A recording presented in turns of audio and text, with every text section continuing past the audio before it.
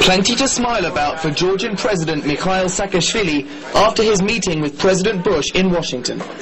With a crucial NATO conference in Bucharest just weeks away, Bush confirmed that America will push for Georgia to be granted a membership action plan for the alliance.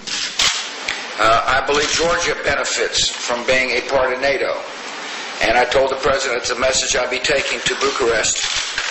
Bush has been a big fan of Georgia since he visited the country in 2005. At the meeting, he reminisced about tasting Georgian food and trying Georgian dance. Saakashvili thanked the American president for all the support he'd shown Georgia.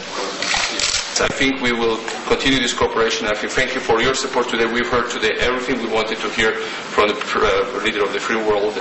But the warm welcome Saakashvili received in Washington did not go down so well with some back home. On Wednesday afternoon, a few hundred opposition supporters gathered in front of the US Embassy.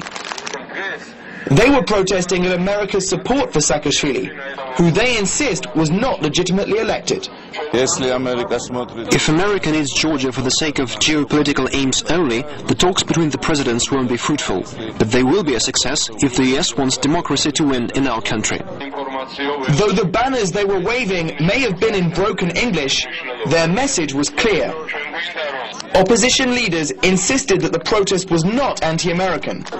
One even wore a NATO sweatshirt to show his pro-Western credentials.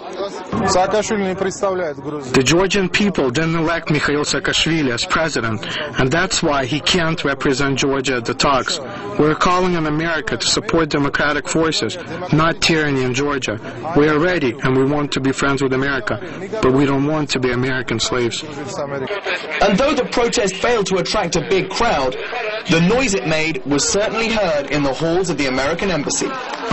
Protests in front of the American Embassy are almost unheard of in Georgia, and then there's only a few hundred people gathered here this afternoon.